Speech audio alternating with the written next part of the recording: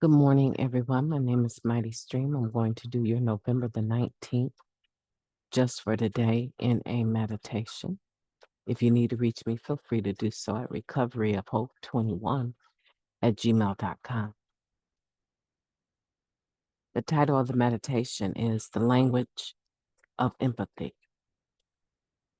The addict would find from the start as much identification as each needed to convince himself that he could stay clean by the examples of others who had recovered for many years.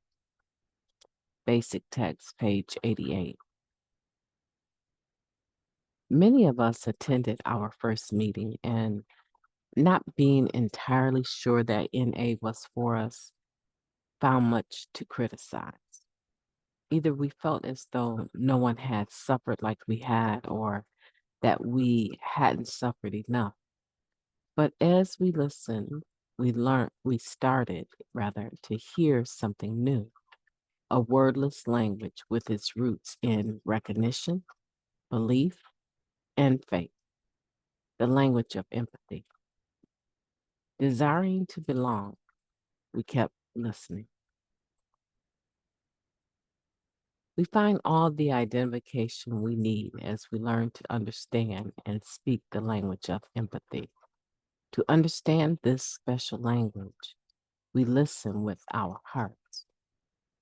The language of empathy uses few words. It feels more than it speaks. It doesn't preach or lecture, it listens. I can reach out and touch the spirit of another addict without a single spoken word. The sentence says it can reach out and touch the spirit of another addict without a single spoken word.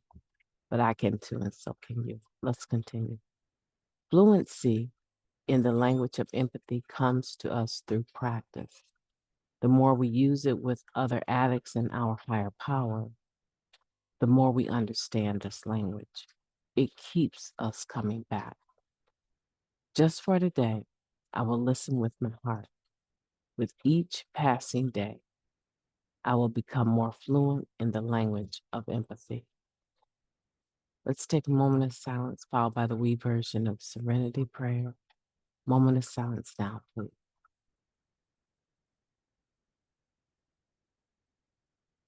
Thank you. God, grant us the serenity to accept the things that we cannot change, the courage to change the things that we can, and the wisdom to know the difference. Just for today, please and thank you. So we're talking about the language of empathy and how it is more of a feeling language than a oral language, right? So it's not something that we talk about, that we hear necessarily in the physical sense. It's more of something that we feel. And the heart is the core of that, right? To be able to feel something inside of us that says, wow, this person is really hurting. Let me come alongside them and see what I can do or what I can say, or just share my experiences, strength, and hope, so they understand, or they at least have the opportunity to understand that they're not alone.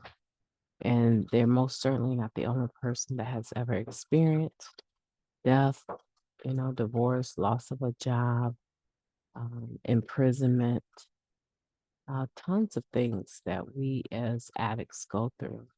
And we can use the language of empathy to support and uphold one another, right?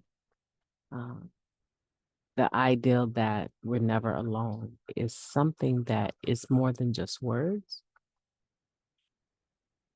The average recovering person can actually say, I've used Narcotics Anonymous and the fellowship in so many instances to get through clean. Just making a meeting, just being present, not necessarily even sharing sometimes, because sometimes a person isn't willing, able, haven't gotten the level of acceptance with a situation, and which I think all of those times are good times to actually share, but not everyone can do that, right? But just being present in the meeting um, opens the door for other individuals to practice the language of empathy. And so I'm hoping today that you would think about empathy, the language of empathy. It's not a lot of words. And most of the time, when someone is going through something, we really don't have the right words or know what they necessarily need to hear, but we definitely know what they need to feel. They need to feel loved, right? My name is Mighty Stream. I've enjoyed talking to you today. I hope that you will have a beautiful day on purpose, that you will practice the language of empathy. Talk to you soon.